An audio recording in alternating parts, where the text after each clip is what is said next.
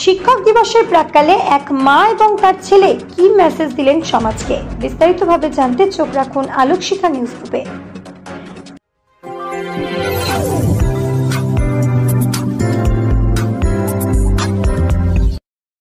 Alokshikha news গ্রুপে আপনাদের সকলকে স্বাগত। আজ আমরা যে খবরের দিকে চোখ রাখবো, শিশুকে প্রথম শিক্ষা দেন মা আর দ্বিতীয় শিক্ষক। এদিন শিক্ষক দিবসের প্রাক্কালে এক মা তার ছেলের হাত ধরে গাছ লাগানোর পাশাপাশি প্রত্যন্ত গ্রাম্য এলাকায় গিয়ে শিশুদের হাতে শিক্ষা সামগ্রী তুলে দিয়ে সমাজকে মেসেজ দিলেন। কিন্তু কে এই মা? রঘুনাথগঞ্জের বায়োলজি শিক্ষক সৌম্যজিৎ চক্রবর্তী, যাকে রাজ স্যার নামে অনেকেই চেনে, তার মা কৃষ্ণ চক্রবর্তী। এদিন সকালে এই দিনটিকে চিরস্মরণীয় করে রাখতে বৃক্ষরোপণের মধ্য দিয়ে পরিবেশ রক্ষার বার্তা দেওয়া হয়, পাশাপাশি দুস্থ শিশুদের হাতে পড়াশোনার সামগ্রী তুলে দেওয়া হয়। বিকেলে বায়োলজি রাজ স্যার এই সংস্থার ছাত্রছাত্রীদের সাংস্কৃতিক অনুষ্ঠানের মধ্য দিয়ে ছাত্রছাত্রীরা নিজেদের প্রতিভার প্রকাশ ঘটায়। এই সাংস্কৃতিক অনুষ্ঠানের উদ্বোধন করেন সৌম্যজিৎ চক্রবর্তীর প্রথম শিক্ষাগুরু তার মা এবং শিক্ষকেরা। একে একে মেমেন্টো, উত্তরীয় এবং গাছ লাগানোর প্রতি উৎসাহিত করতে একটি করে গাছ দিয়ে শ্রীগুরু সম্মানে ভূষিত করা হয় শিক্ষক এবং সাংবাদিকদের। এদিন এই মঞ্চে বিশিষ্টদের পাশাপাশি আমাদের সংবাদ সংস্থা আলোকশিখা নিউজ গ্রুপের চিফ এডিটর তথা অ্যাডভোকেট সুজয় ঘোষকেও সম্বর্ধিত করা হয়। এই সম্বর্ধনা আমাদের আগামী দিনে এগিয়ে যেতে উৎসাহিত করবে। এদিন রঘুনাথগঞ্জ রবীন্দ্র ভবনে আয়োজিত বায়োলজি রাজ স্যারের ছাত্রছাত্রীদের পরিবেশিত অনুষ্ঠানে প্রায় 500-রও বেশি ছাত্রছাত্রী উপস্থিত থেকে অনুষ্ঠানকে প্রাণবন্ত করে তোলে। অভিভাবক, অভিভাবিকা এবং স্থানীয়দের মধ্যে উৎসাহ ছিল চোখে পড়ার মতো। তবে শিক্ষক দিবসের প্রাক্কালে সামাজিক কর্মকাণ্ডের এই মেলবন্ধন সত্যিই প্রশংসার দাবি রাখে। Bureau report, Alokshikha news group. বিগত 3 বছর ধরে স্যার প্রোগ্রাম করছেন। আজ স্যারের শিক্ষক দিবস পালিত হলো। স্যারের একটাই উদ্দেশ্য, আমাদেরকে কিছু একটা জায়গা করে দেওয়া, আমাদের নিজেদের প্রতিভাগুলোকে সবার সামনে তুলে ধরতে পারি। আমরা পেয়েছি এমন রূপে যে স্যার আমাদের বন্ধু। কোনো সমস্যা হোক, স্যারকে রাত 12টা, 1টা, 2টো কোনো ব্যাপার না ফোন করা। সেখান থেকে দাঁড়িয়ে স্যার যে আমাদের জন্য এত কিছু ভেবেছে, এই আজকে অনুষ্ঠানটা এত সুন্দর করে পরিচালনা করেছে, প্রত্যেকবারই করে থাকে স্যার। আমি 10ম শ্রেণী থেকে পড়ছি। স্যার এই অনুষ্ঠানগুলো এমনভাবে পরিচালনা করে যে সকলেই অনুপ্রাণিত হতে পারবে, এমন অনুষ্ঠান স্যার করে থাকেন। আমার নাম প্রেরণা দে, আমি 12ম শ্রেণীর ছাত্রী। প্রত্যেক বছর এই সময়কালে আমাদের স্যার বিভিন্ন ধরনের অভিনব উদ্যোগ গ্রহণ করে থাকেন এবং এবছরও প্রায় শতাধিক গাছ তিনি রোপণ করেন এবং আমাদের সমাজকে বার্তা প্রদান করেন সবুজায়িত করার উদ্দেশ্যে। এবং তাছাড়াও বিভিন্ন দুস্থ ছাত্রছাত্রীদের খাতা, কলম এসব বিতরণের মাধ্যমে সাহায্য করেন। আমাদের মতো স্টুডেন্টরা এক রবীন্দ্র ভবনের মতো এক বড় স্টেজের মধ্যে নিজেদের মেলে ধরার জন্য তিনি অতিরিক্ত আমাদেরকে অনুপ্রেরণা জুগিয়েছেন। তার জন্য আজকের দিনে এই অনুষ্ঠানে আমার প্রিয় শিক্ষককে আমরা সকলে মিলে শ্রদ্ধা জ্ঞাপন করতে পেরে, ভালোবাসা জ্ঞাপন করতে পেরে অত্যন্ত গর্বিত এবং ধন্য বলে মনে করি। আমার নাম নাসরিন পারভিন, আমি একাদশ শ্রেণীর ছাত্রী। আমি সৌম্যজিৎ চক্রবর্তী এবং রঘুনাথগঞ্জ শহরে আমি একজন বায়োলজি শিক্ষক হিসেবে পরিচিত। যে নামে আমি পরিচিত সে ছাত্ররা আর কি সবাই ভালোবেসে রাজ স্যার বলে ডাকে। যাই হোক, প্রত্যেকবারের ন্যায় এবার শিক্ষক দিবস নয়, প্রাক শিক্ষক দিবস। যেহেতু আমাদের শহরে আরও অন্যান্য টিচাররা বর্তমান এবং তারাও যেহেতু শিক্ষক দিবস পালন করে, সেই উদ্দেশ্যে আমি শিক্ষক দিবস লগ্নে একদিন আগে প্রাক শিক্ষক দিবস প্রত্যেকবারই উদযাপন করি। এই দিনটা থেকে বড় দিন আমার কাছে আর কিছু নেই। আমার মনে হয় প্রত্যেকটা শিক্ষকের কাছে এর থেকে বড় দিন বলে কিছু আর হতে পারে না। এবং শুধু তাই নয়, ছাত্রছাত্রীরা যারা শুধুমাত্র ওই পুঁথিগত বিদ্যা, কখনো পেন, কখনো খাতা আর ওই ভারী ভারী ব্যাগ নিয়ে এদিক ওদিক করে বেড়ায়, তাদের একটু কি বলবো, সৃজনশীলতার দিকে বহিঃপ্রকাশ বলুন বা নিজের ইন্ট্রোভার্ট জায়গাটাকে এক্সট্রোভার্ট করে তোলা বলুন, তার জন্য একটা বড় মঞ্চের দরকার। আমি চিরকাল ভেবে এসেছি সর্বোপরি তাদের যে এত প্রতিভা, সেগুলো এত এত লোকের সামনে আজকে যে ভিড় আপনারা দেখলেন, তাতে কম বেশি ছাত্র সংখ্যা 550-র উপর ছিল। তাতে আবার গার্জেন, তাদের অভিভাবকরা এসেছে। মানে আমি কি বলবো, এর থেকে বড় দিন আমার পক্ষে আর হতেই পারে না। ছাত্রছাত্রীরা এত ভালো প্রোগ্রাম করেছে, এত সুন্দর নাচ, একটা সুন্দর নাটক প্রদর্শন হয়েছে।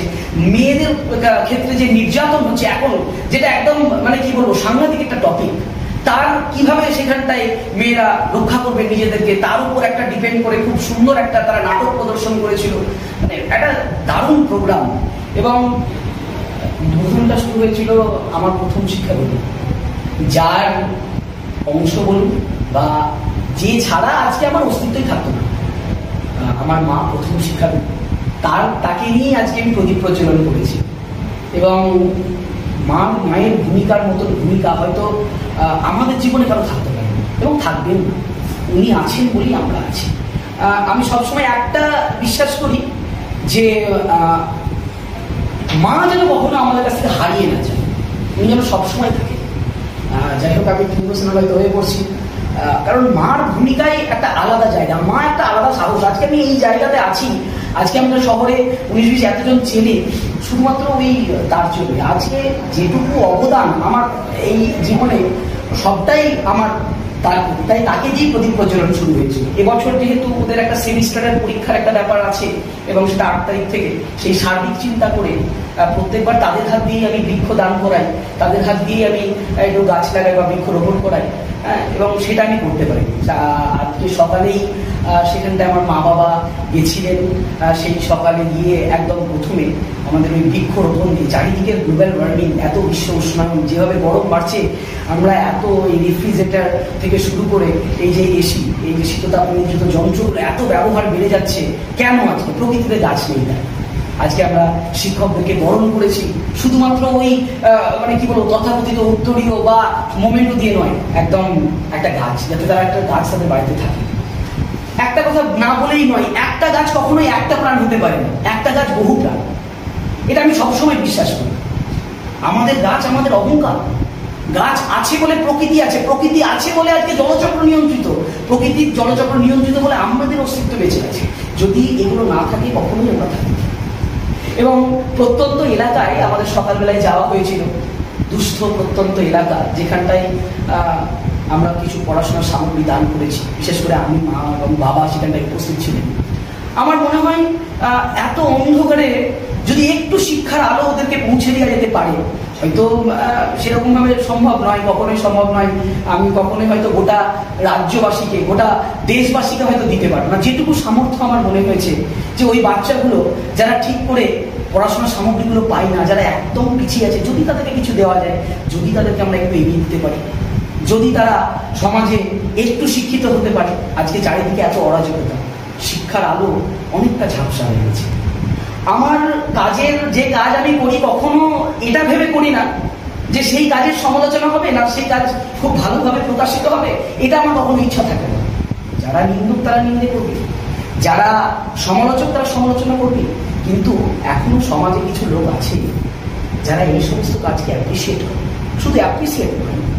আমি চাই এই যে সাংবাদিক মাধ্যম, এই এমন একটা মাধ্যম, আপনারা আছেন বলে আজকে দেশ দূরান্তের খবর আমরা পাচ্ছি। এই খবর পশ্চিমবঙ্গ তথা মুর্শিদাবাদ প্রত্যেকটা কোণে ছড়িয়ে যাক, প্রত্যেকটা কোণে কোণে ছড়িয়ে যাক। এবং এই আমাকে দেখে যদি অন্তত আরো 10 জন ক্যান্ডিডেট এগিয়ে আসে না, ওই তাদের মধ্যেই যদি 1 জন 2 জন কখনো কোনো উঁচু জায়গায় যেতে পারে, হয়তো পরিচয় থাকবে না, এবং আমার এই সাহায্য, ন্যূনতম সাহায্য হয়তো আমাদের সমাজে আরো বেশি দেওয়া উচিত। এবং আমরা এতটাই নিজস্ব চিন্তাধারায় মশগুল যে ওই এক পন্থা বিচার, শুধুমাত্র নিজের উন্নতি, নিজের জায়গা, এর থেকে বাইরে তো কেউ নয়।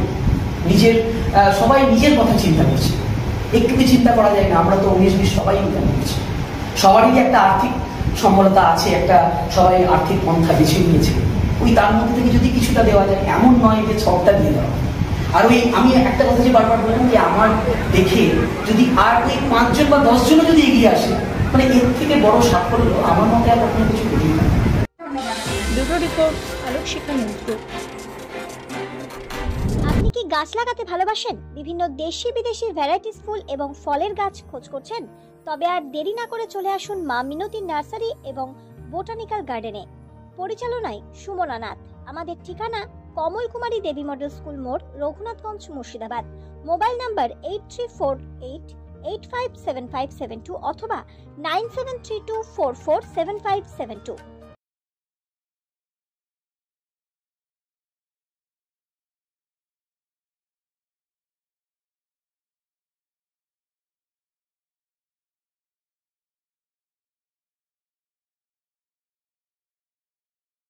ব্যুরো রিপোর্ট, আলোক শিখা নিউজ গ্রুপ।